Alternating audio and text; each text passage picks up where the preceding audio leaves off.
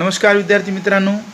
तर आज आपण आपल्या आठवा वर्गाचा जो काही इतिहासाचा दुसरं प्रकरण आहे युरोप आणि भारत याबद्दल आज आपण माहिती बघणार आहोत.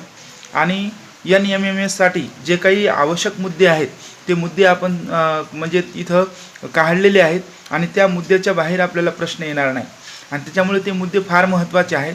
त्या मुद्द्याचं आपल्याला सर्व जे काही पॉईंट्स आहेत ते माहीत असणं आवश्यक आहे. चला तर मग सुरू करूयात आजच्या व्हिडिओला. युरोप आणि भारत हे आहे आपल्या प्रकरणाचं नाव. आणि याच्यामध्ये काय जे आहे की जर समजा युरोपमध्ये जर एखादी घटना घडली तर त्याचा आपल्या भारतावर काय परिणाम पडला किंवा त्या घटनेशी संबंधित आपल्या भारताला म्हणजे काय फायदे झाले, काय नुकसान झालं याबद्दल या प्रकरणात आपण विचार करणार आहोत. तर कारण काय की आपल्या भारतावर इंग्लंडचे राज्य होतं आणि या इंग्लंडमध्ये ज्या काही घटना घडलेल्या आहेत त्याचा आपल्या भारतावर फार दूरगामी परिणाम पडलेला आहे.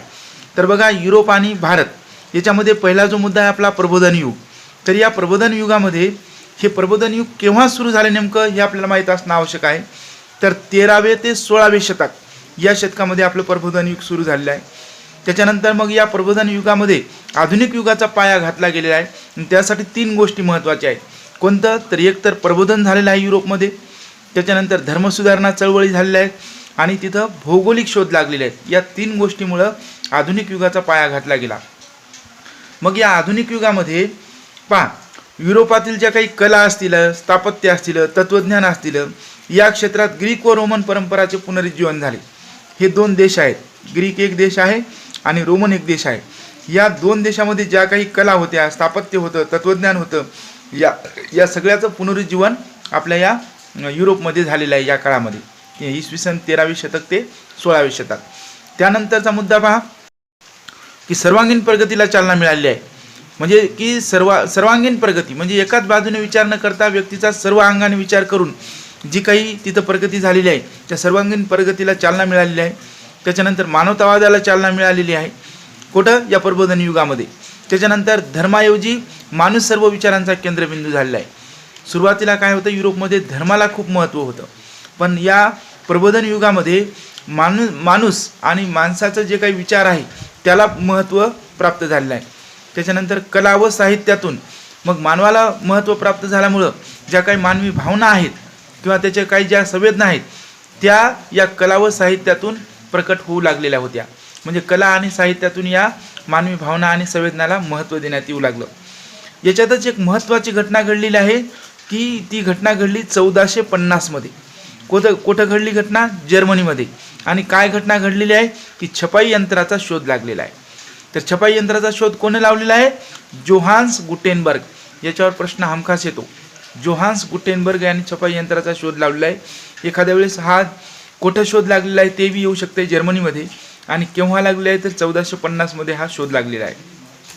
आणि मग छपाई यंत्राचा शोध लागल्यामुळं वेगवेगळे जे काही वर्तमानपत्र असतील, पुस्तकं असतील ते छापल्या गेलेले आहेत. आणि त्या वर्तमानपत्रात, त्या पुस्तकांमध्ये नव्या संकल्पना असतील, काही नवे विचार असतील, काही नवी ज्ञान असेल, हे सर्वांपर्यंत पोहोचू लागलेलं आहे. त्याच्यानंतर पहा की एक महत्त्वाचा मुद्दा आहे आणि तो म्हणजे कोणता आहे पहा, लिओनार्दो द विंची हा एक व्यक्ती होता आणि या व्यक्तीबद्दल आपल्याला माहिती असणं आवश्यक आहे. या लिओनार्दो द विंचीचं काय महत्त्वाचं कार्य आहे पहा की तो जे व्यक्ती होता तो अष्टपैलू व्यक्ती होता. अष्टपैलू म्हणजे विविध कला त्याच्याकडे होता. कोणकोणत्या? शिल्पकला, स्थापत्यकला, गणित, अभियांत्रिकी, संगीत आणि खगोलशास्त्र.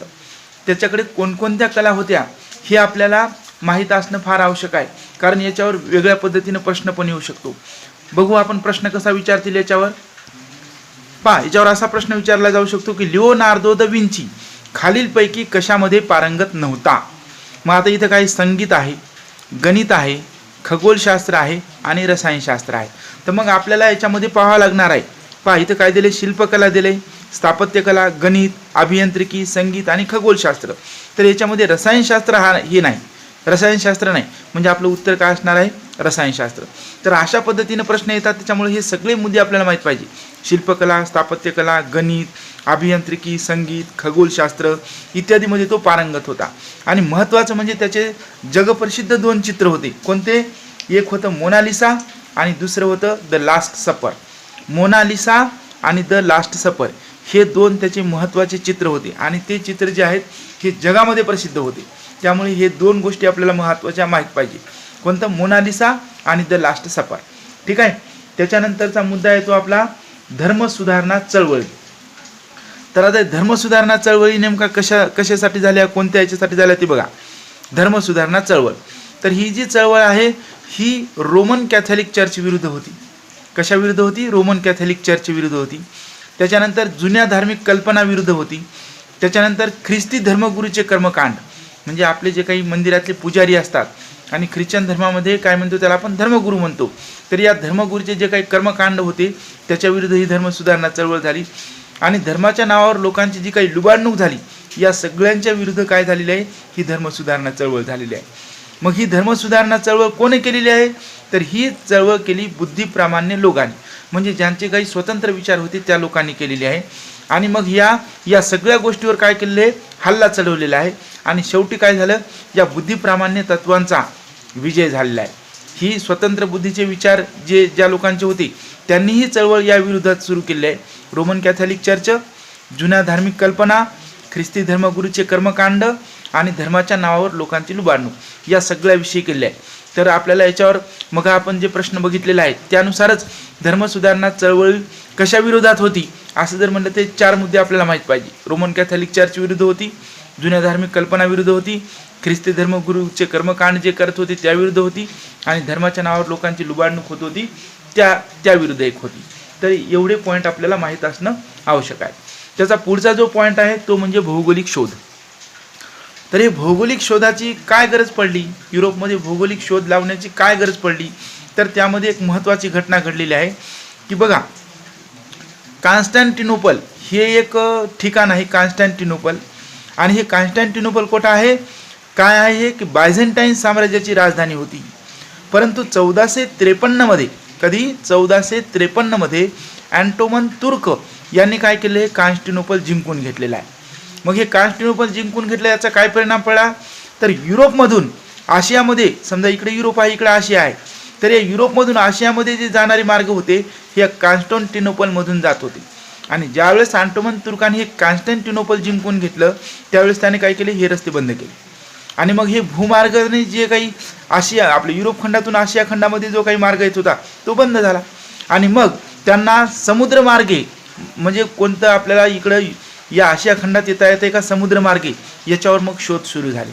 मग शोध सुरू झाल्यानंतर काय झालं की सर्वप्रथम पहा, 1487 मध्ये एक व्यक्ती होता बार्थोलोम्यू डायस. कोणता व्यक्ती होता? Bartholomew Dias. आणि हा कुठलचा होता? पोर्तुगीज होता. तर या पोर्तुगीजाने काय केलं की या आशिया खंडाचा शोध लावण्यासाठी निघाला तो. परंतु तो येऊन काय झाला की जे काही दक्षिण आफ्रिका खंड आहे तर त्याच्या केप ऑफ गुड होप, हे सर्वात दक्षिणेकडे एक ठिकाण आहे केप ऑफ गुड होप, ते तिथे येऊन पोहोचला. प्रश्न आपल्याला येतो की बार्थोलोम्यू डायस याने कशाचा शोध लावलेला आहे? तर कशाचा शोध लावला आहे? केप ऑफ गुड होप, आहे का नाही? तर हे बार्थोलोम्यू डायस, त्याच्यावरून आपण लक्षात ठेवू शकतो की डायस जे असते, आपण जे भाषण करतो किंवा एखाद्या कार्यक्रमाला हा डायस वापरलेला असतो. तर हे एवढंच लक्षात ठेवायचं आपण, डायस. आणि या डायसवर काय ठेवला आहे? कप ठेवला आहे. असं जर लक्षात ठेवलं तर बार्थोलोम्यू डायस याने केप ऑफ गुड होपचा शोध लावला असं आपल्या लक्षात येईल. त्याच्यानंतर दुसरा आहे पहा, 1492 मध्ये ख्रिस्तोफर कोलंबस हा आशिया खंडाचा शोध लावण्यासाठीच निघाला होता. परंतु तो जाऊन पोहोचला कुठं? अमेरिका खंडामध्ये. आणि अमेरिका खंडाच्या म्हणजे आपल्या उजव्या साईडला, म्हणजे नकाशाच्या उजवी साईड कोणती असते? पूर्व दिशा. तर त्या पूर्व दिशेला त्याला शोध लागला अमेरिका. म्हणून ख्रिस्तोफर कोलंबसला कशाचा शोध लागला आहे? अमेरिकेचा. ठीक आहे. कोलंबस अमेरिका असं एक लक्षात राहू द्या.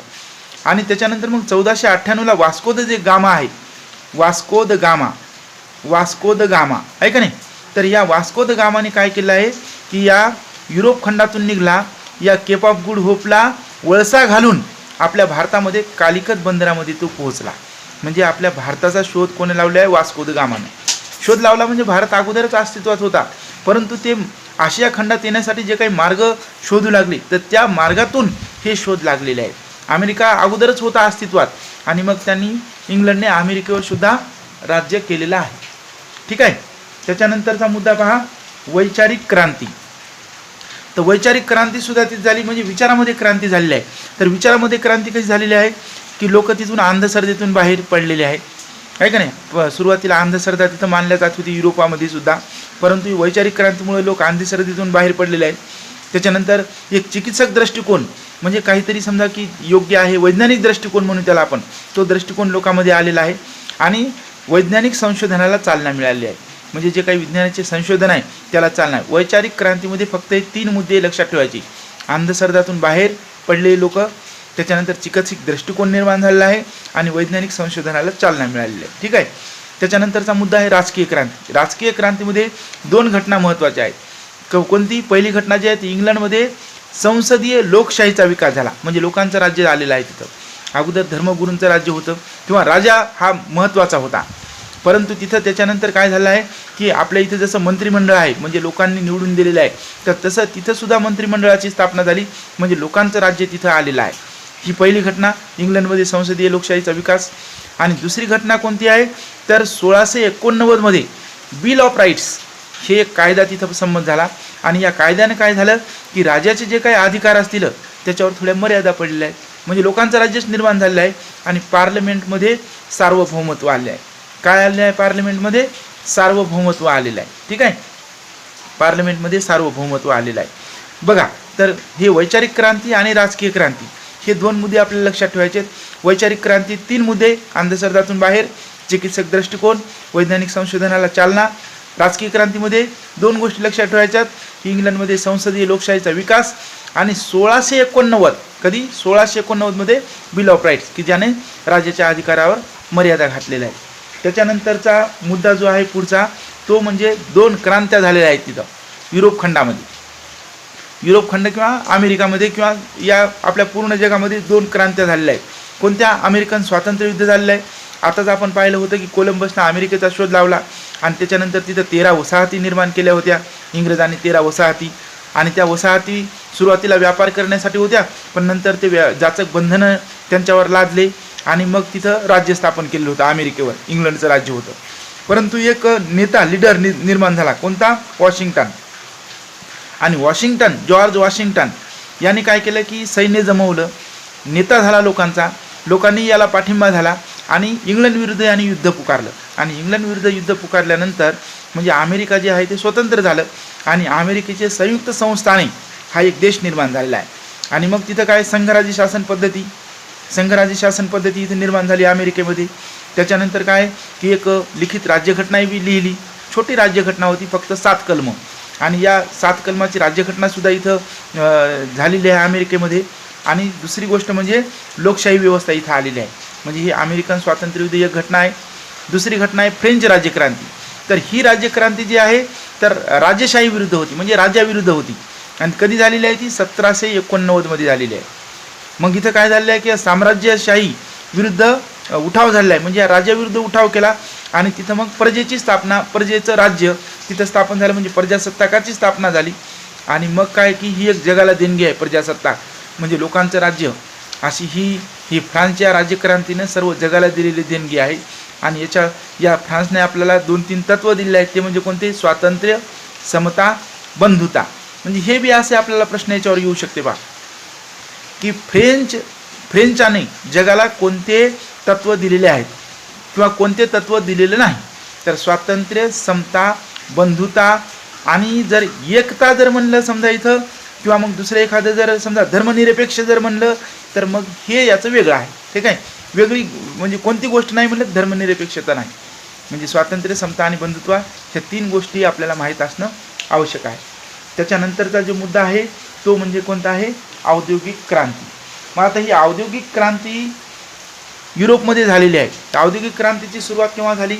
ज्यावेळेस बाष्पशक्तीवर म्हणजे वाफेच्या शक्तीवर चालणाऱ्या यंत्राचा शोध लागला, त्या यंत्राच्या सहाय्याने उत्पादन होऊ लागलं. आणि मग हे यंत्राच्या सहाय्याने जर उत्पादन होत असेल तर आपलं जे काही हाताने जे काही उत्पादन करत होते लोक, समजा कापड विणणे किंवा इतर उद्योग, तरी हे उद्योग बंद पडले. घरगुती उद्योगाची जागा मग काय केलं की मोठ्या कारखान्यांनी घेतली, आहे का नाही. आणि वाहतूक पहिली म्हणजे एखाद्या प्राण्याहून होत असे, पण नंतर मग या बाष्पशक्तीवर चालण्याचा शोध लागला, म्हणजे आगगाडीचा शोध लागला. हे वेगवेगळ्या गाड्या निर्माण झाल्या, तर वाहतूक त्यानं होऊ लागली. मग आगबोट असेल, आगगाडी असेल, यानं वाहतूक होऊ लागली. इंग्लंडचे वर्णन काय केले होते त्यावेळेस? जगाचा कारखाना. एखाद्या वेळेस प्रश्न येऊ शकतो की जगाचा कारखाना खालीलपैकी कोणत्या देशाला म्हणतात. मग तिथं वेगवेगळे देश पर्यायामध्ये येतील. अमेरिका येईल, फ्रान्स येईल, इंग्लंड येईल, जर्मनी येईल. तर जगाचा कारखाना कोणाला म्हटलेला आहे? इंग्लंडला म्हटलेला आहे. त्याच्यानंतर भांडवलशाही अर्थव्यवस्था. भांडवलशाही अर्थव्यवस्था म्हणजे काय की पैशाला महत्त्व आलेलं आहे. मग नवे शोध लागले होते. नवे शोध लागल्यानंतर लोकांनी वेगवेगळे म्हणजे जागा शोधून काढलेल्या आहेत किंवा ठिकाणं शोधून काढलेले आहेत. मग त्या ठिकाणी ज्या ठिकाणी शोधून काढले तिथं व्यापार करायला लागले. त्या व्यापारातून त्यांच्याकडे पैसा आला, म्हणजे त्यांच्याकडे भांडवल उभं राहिलं आहे का नाही. आणि मग भांडवलशाही अर्थव्यवस्थेचा उदय झालेला आहे. काय झालेलं आहे? भांडवलशाही अर्थव्यवस्थेचा उदय झालेला आहे. कशामुळं? हे व्यापार करू लागले लोक, त्यांच्याकडे पैसा येऊ लागला आणि पैसा आला म्हणजे भांडवल येऊ लागलं. त्याच्यानंतरचा मुद्दा आहे पहा वसाहतवाद. वसाहतवाद कशाला म्हणायचं? जर समजा एखाद्या दुसऱ्या भूभागात जर एखाद्या दुसऱ्या देशात जर वस्ती केली आणि मग लष्कराचा बळाचा वापर करून जर तिथं राजकीय वर्चस्व जर प्राप्त केलं तर त्याला काय म्हणतो आपण? वसाहतवाद म्हणतो. याला वसाहतवाद म्हणायचं. म्हणजे दुसऱ्या भूभागावर वस्ती करणे आणि लष्कराचा म्हणजे सैन्याचा वापर करून तिथं राजकीय वर्चस्व किंवा राजकीय सत्ता प्राप्त करणे याला वसाहतवाद म्हणतो आपण. नंतर साम्राज्यवाद म्हणजे काय? तर विकसित राष्ट्राने अविकसित राष्ट्रावर सर्वांगीण वर्चस्व स्थापन करणे. म्हणजे जे काही विकसित राष्ट्र आहेत त्यांनी अविकसित राष्ट्रावर वर्चस्व स्थापन करणे म्हणजे राज्य करणे याला साम्राज्यवाद म्हणायचे. तर आशिया व आफ्रिका हे जे खंड आहेत तर इथलचे जे वेगवेगळे देश आहेत त्याच्यावर युरोपातील वेगवेगळ्या देशांनी काय की साम्राज्यवाद स्थापन केलेला होता. कुठं? या आशिया खंड आणि आफ्रिका खंडामध्ये जे काही वेगवेगळे देश होते तिथं हा स्थापन केलेला होता साम्राज्यवाद. त्याच्यानंतरचा मुद्दा पहा महत्त्वाचा आहे की 1600 इसवी सन 1600 मध्ये इंग्लंडमध्ये काय झालेलं आहे की ईस्ट इंडिया कंपनीची स्थापना झाली आहे. ईस्ट इंडिया कंपनीची स्थापना कधी झाली हा प्रश्न महत्त्वाचा आहे. 1600 मध्ये झालेला आहे. हे जे आपण आता व्हिडिओ बनवतो आहोत त्याच्यानंतर आपण प्रश्नावर सुद्धा चर्चा करणार आहोत. परंतु सध्या आपण या प्रकरणामध्ये कोणते महत्त्वाचे पॉईंट आहेत याच्यावर आपण चर्चा करत आहोत.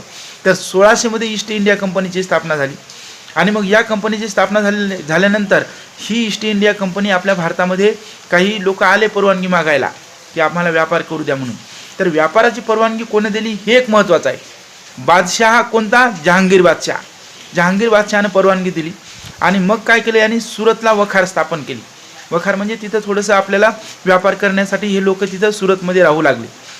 मग आता सुरतमध्ये राहिल्यानंतर यांनी काय केलं की म्हणजे इंग्लंड बी आला, त्याच्यानंतर फ्रान्स आला, त्याच्यानंतर पोर्तुगीज आले. पोर्तुगीजचा सुरुवातीला चालू होते. पोर्तुगीज, फ्रान्स, इंग्लंड, डच हे सगळे लोक आलेले होते आणि इथं तसे व्यापार करत होते. पण काय झालं की इंग्रज आणि फ्रेंच याच्यामध्ये संघर्ष निर्माण झाला. कुठं? कर्नाटकमध्ये. कर्नाटकच्या गादीवरून. ठीक आहे. म्हणजे फ्रेंच एकाला सपोर्ट करायचे, इंग्रज एकाला सपोर्ट करायचे आणि त्याच्यामुळे मग काय की याच्या गादीवरून राजा कोण बनणार यांच्या गादीवरून या दोघांत संघर्ष झाला आणि त्याच्यामध्ये इंग्रज जिंकले आहे का नाही. आणि फ्रेंचाचा तिथं पाडाव झालेला आहे आणि म्हणून मग इंग्रजाचं वर्चस्व तिथं जास्त प्रमाणात राहिलेलं आहे. त्याच्यानंतर मग इंग्रजांनी आपले हातपाय पसरायला सुरुवात केलेली आहे. म्हणजे बंगालमध्ये त्यांनी पाया घातलेला आहे. बंगालमध्ये त्यांची सत्ता प्रस्थापित त्यांनी केलेली आहे. ते कशी केलेली आहे पहा. 1756 मध्ये प्लासीच्या लढाईने बंगालमध्ये त्यांनी पाया घातलेला आहे. मग ही प्लासीची लढाई नेमकी कशामुळे झाली तर बघा या बंगालमध्ये एक काय होता म्हणजे सिराज उद्दौला हे एक राजा होता आणि या सिराज उद्दौला आणि इंग्रज यांचं काय आहे की यांचं म्हणजे पटत नव्हतं का की या सिराज उद्दौलाला वाटत होतं की इंग्रजांनी ह्या ज्या वखारी स्थापन केलेल्या आहेत तर त्यांनी करू नये आणि म्हणून मग काय केलं की यांचं पटत नव्हतं आणि हे यांची परवानगी घेतलेली नव्हती. इंग्रजांनी काय केलं की जे काही बंगालमध्ये कोलकाता जी वखार आहे त्यांची त्याच्याभोवती काय केलं तटबंदी म्हणजे एक भिंत उभारली आणि त्याच्यात याची परवानगी घेतली नाही सिराज उद्दौलाची. त्याच्यामुळे सिराज उद्दौलानं काय केलं या कोलकाता वखारीवर हल्ला केला आणि ही आपल्या ताब्यात घेतली. त्यामुळे इंग्रजांनी यांचं आणखी खटकलं आणि ते खटकल्यामुळं काय झालं की इंग्रजाकडून रॉबर्ट क्लाईव्ह हा एक व्यक्ती होता. कोणता? Robert Clive. हे लक्षात ठेवा. रॉबर्ट क्लाईव्ह हा एक व्यक्ती होता. मग याने काय केलेलं आहे की याने एक डाव खेळला. काय खेळला की हे जे सिराज उद्दौला आहे याचा एक सेनापती होता. कोणता? मिर्झाफर. कोणता सेनापती होता? मिर्झाफर. तर याने काय केलं या मिर्झाफरशी कॉन्टॅक्ट केला आणि याला म्हणलं की बाबा तुला आम्ही राजा बनवू पण तू काय कर की या युद्धामध्ये सहभागीच होऊ नको. मग आणि ही गोष्ट या सिराज उद्दौलाला माहीत नव्हती. त्याच्यामुळे ज्यावेळेस हे दोघे लढाईला उभे राहिले समोर इंग्रज आणि सिराज उद्दौलाचे सैन्य सेनापती हा होता आणि सेनापती या इंग्रजाविरुद्ध लढलाच नाही आणि त्याच्यामुळे काय झालं की इथं या सिराज उद्दौलाचा म्हणजे हार झालेली आहे सिराज उद्दौलाची. इंग्रजांनी काय केलेली आहे, यांना पकडून नंतर याची कत्तल केलेली आहे, म्हणजे याची हार झालेली आहे सिराज उद्दौलाची. आणि त्याच्यामुळं काय झालं की बंगालवर काय झालं, यांची सत्ता प्रस्थापित झालेली आहे. मग बंगालवर सत्ता प्रस्थापित झाल्यानंतर हा जो मिर्जाफर होता, मग याला थोडं इंग्रजाचं पटत नव्हतं, काही खटकत होतं. आणि इंग्रजांना जेव्हा कळालं की मिर्जाफर आपला थोडा विरोधी आहे, त्याच्यानंतर काय केलं, यांनी मिर्जाफरलाही काढून टाकलं. आणि याचा एक जावाई होता मीर कासिम. काय, कोणता, मीर कासिम. हे नावं लक्षात ठेवायची, मिर्जाफर, मीर कासिम, सिराज उद्दौला. सिराज उद्दौलाचा सेनापती मिर्जाफर, मिर्जाफरचा जावाई मीर कासिम. यांनी काय केलं, इंग्रजांनी मग मिर्जाफरला राजाहून काढून टाकलं, मीर कासिमला राजावर बसवलं. आता मीर कासिम आल्यानंतर हाही इंग्रजाविरोधी थोडा, यालाही इंग्रजाचं पटत नव्हतं की म्हणजे काही परवानगी घेत नव्हते, यांच्या मनाने व्यापार करत होते, लोकांवर कर लावत होते. मग यांनी काय केलं मीर कासिमनं की बेकायदेशीर व्यापार जे करत होते हे, याला आळा घालण्याचा प्रयत्न केला. कोण, मीर कासिमनं. आणि मग मीर कासिमनं त्याला आळा घालण्याचा प्रयत्न केल्यानंतर त्यांना मग तोही नको होता. मग त्यांनी काय केलं, नंतर या मीर कासिमला काढलं आणि पुन्हा मिर्जाफरला राजा केला. पहा काय काय झालेलं आहे. सिराज उद्दौलाचा सेनापती मिर्जाफर लढाईत लढला नाही म्हणून त्याला राजा केलं, तो त्याच्या विरोधी गेला थोडासा म्हणून त्याचा जवळ मीर कासिमला केलं. मीर कासिमनं त्याच्या म्हणजे व्यापारावर आळा घालण्याचा प्रयत्न केला, पुन्हा मिर्जाफरला राजा केलं. म्हणजे पहा किती आहे हे, ह्या घटना लक्षात राहू द्या. आणि मग मिर्जाफरला राजा केल्यानंतर मग मीर कासिम जे आहे तो पुन्हा बाहेर पडला. मग मीर कासिमनं काय केलं की एक दोन राजाला पुन्हा आपल्या याच्यामध्ये पक्षामध्ये जुळवलं, म्हणजे पक्षामध्ये घेतलं आणि इंग्रजाविरुद्ध कट रचला, म्हणजे पुन्हा लढाई करण्याचा प्रयत्न केला. मग ते कोण कोण होते, मीर कासिम तर एक होताच, त्याच्यानंतर सुजा उद्दौला होता, अयोध्येचा नवाब होता तो. आणि त्याच्यानंतर शाह आलम एक होता, मुघल बादशाह होता तो. म्हणजे मीर कासिम, सुजा उद्दौला, शाह आलम या तिघा जणांनी काय केलेलं आहे की पुन्हा या इंग्रजाविरुद्ध लढाईला सुरुवात केलेली आहे. आणि ही लढाई बक्सारची लढाई म्हणून ओळखली जाते. कोणती लढाई, बक्सारची लढाई. कधी झालेली आहे, 1764 मध्ये. प्लासीची लढाई अगोदर झालेली होती, ती कधी झालेली होती, प्लासीची लढाई 1756 मध्ये झालेली होती. आणि ही कधी झालेली आहे, 1764. आता या लढाईमध्ये काय झालेलं आहे की इंग्रजांनी या तिघाचाही पराभव केला. आणि तिघाचा पराभव केल्यानंतर मग एक अलाहाबादचा तह केला या तिघांसोबत. आणि मग या अलाहाबादच्या तहानुसार काय झालं की बंगालच्या सुभ्यात, म्हणजे बंगालचा जो काही प्रांत होता त्यामध्ये दिवाणी अधिकार प्राप्त झाले इंग्रजांना. दिवाणी अधिकार म्हणजे काय, महसूल गोळा करणे. महसूल गोळा करणे म्हणजे काय, कर गोळा करणे वेगवेगळा. आणि मग त्यांना तेच तर पाहिजे होतं. आणि मग ते कर गोळा करण्याचा अधिकार त्यांना प्राप्त झाला. आणि हे हारलेलेच होते म्हणून काय की यांचं सगळं वर्चस्व निघून गेलं. आणि बंगालमध्ये काय झालं, इंग्रजी सत्तेचा पाया घातला गेलेला आहे. मग त्यांनी वेगवेगळ्या राज्यासोबत समजा संघर्ष करायला सुरुवात केली. तर दुसरा संघर्ष कोणता होता, म्हैसूर. तर म्हैसूरला काय होता की हे हैदर अली जे होता, या हैदर अली म्हणजे एक व्यक्ती होता दुसऱ्यात, परंतु याने काय केलेलं आहे की तिथलच्या राजाविरुद्ध उठाव करून हे म्हैसूर आपल्या ताब्यात घेतलं होतं. आणि मग ताब्यात घेतल्यानंतर तोच तिथला राजा झाला. आणि हा राजा झाल्यानंतर याचं इंग्रजाचं थोडं पटत नव्हतं, परंतु याचा मृत्यू झाला. आणि याचा मृत्यू झाल्यानंतर त्याचा मुलगा जो होता टिपू सुलतान, या टिपू सुलतानाने इंग्रजाविरुद्ध लढा सुरू ठेवला. मग आता इंग्रजाविरुद्ध लढा सुरू ठेवल्यानंतर यांच्यातही 2-3 युद्ध झाले. आणि मग 1799 मध्ये कोणतं युद्ध, बा श्रीरंगपट्टणम लढाई झालेली आहे. आणि याच्यामध्ये इंग्रजांनी या टिपू सुलतानाला मारलेला आहे, म्हणजे जीव मारलेला आहे. इथे यांचा मृत्यू झाला टिपू सुलतानाचा. आणि म्हैसूरवर सुद्धा इंग्रजाचा ताबा झाला. म्हणजे पहा, सुरुवातीला कुठं कर्नाटकमध्ये फ्रेंचांना हुसकवून दिलं, तिथं ताबा घेतला. त्याच्यानंतर दुसरं बंगालमध्ये आपलं मिर्जाफर, मीर कासिम यांच्या विरुद्ध लढाया करू म्हणजे प्लासीची लढाई. आणि दुसरी कोणती होती आपली बक्सारची लढाई, याच्यामध्ये त्यांना हरवून तिथेही त्याने ताबा घेतला. म्हैसूरचा संघर्ष टिपू सुलतानाविरुद्ध 1799 श्रीरंगपट्टणमच्या लढाईमध्ये या टिपू सुलतानाचा वध करून तिथेही राज्य त्याने म्हैसूरचंही राज्य घेतलं. त्याच्यानंतर त्यांचा डोळा सिंधवर होता. आता सिंध वायव्य दिशेला होता सिंध आपल्या भारताच्या. आणि मग त्यांना म्हणजे सिंधवर ताबा का मिळवला त्यांनी, किंवा सिंधवर त्यांचं वर्चस्व त्यांना का हवं होतं, तर त्यांना अशी भीती होती की रशिया जो आहे अफगाणिस्तानमधून भारतावर हल्ला करेल. आणि अफगाणिस्तानमधून भारतावर हल्ला जर केला तर हे जे सिंध प्रांत आहे, या सिंध प्रांतातूनच त्यांना भारतात येता येत होतं. म्हणून इंग्रजांना वाटत होतं की या सिंधवर आपला ताबा असावा, आहे का नाही. आणि मग या सिंधवर ताबा मिळवला की अफगाणिस्तानवर प्रभाव पाडता येतो, आणि अफगाणिस्तानवर प्रभाव जर पाडला तर ते अफगाणिस्तानातून त्या रशियाला इकडे येता येणार नाही. त्याच्यामुळे काय केले त्यांनी सिंधकडे आपला मोर्चा वळवला, आणि त्यांनी सिंध प्रांतसुद्धा 1843 त्याच्यावर ताबा मिळवला. पहा, म्हैसूर प्रांत 1799, 1843 सिंधवर ताबा मिळवला त्यांनी. ठीक आहे, म्हणजे एक एक प्रदेश ते घेत आहेत. 1843 सिंधवर ताबा. त्याच्यानंतर आहे पहा, शीख सत्तेचा पाडाव केला त्यांनी. आता शीख सत्तेचा काय, रणजित सिंह एक राजा होता शीखाचा. रणजित सिंह आपण सगळं ओळखतो यांना. पण रणजित सिंहाचा मृत्यू झाल्यानंतर त्याचा एक अल्पवयीन मुलगा होता, त्याचं नाव होतं दलीप सिंग. काय नाव होतं? दलीप सिंग. आणि मग हे वारल्यानंतर काय झालं की दलीप सिंग जरी अल्पवयीन होता, म्हणजे कमी वयाचा होता, तरी पण याला राजा बनवलं. आणि त्याची जी आई होती राणी जिंदाल, या दलीप सिंगाची म्हणजे रणजित सिंगाची पत्नी, तर या राणी जिंदाल राज्यकारभार पाहत होती याच्या वतीने. पण राजा कोण? दलीप सिंग. मग आता ही राणी जिंदाल पाहत होती, परंतु काय झालं की ही स्त्री आहे शेवटी, म्हणून काय की सरदारावर तिचा अंकुश नव्हता. सरदार म्हणजे तिथलचे जे काही सैनिक होते, शीख सैनिक, त्याच्यावर तिचा अंकुश नव्हता. आणि मग काही सरदार काय झाले, फितूर झाले म्हणजे इंग्रजाला जाऊन मिळाले. आणि मग काय झालं की इंग्रजाला जाऊन मिळाले हे यांना कळालं की इंग्रज आपल्यावर हल्ला करतील. वा काही सरदार होते हिच्याकडून, राणी जिंदालकडून. मग त्यांनी काय केलं, अगोदर इंग्रजावर हल्ला केला. मग हे म्हणतात पहिलं युद्ध, म्हणजे शीख इंग्रज युद्ध पहिले झालं. आणि इंग्रजावर जरी हल्ला केला शिखांनी, पण पराभव कोणाचा झाला? शिखाचाच पराभव झाला. आणि शिखाचा पराभव झाला.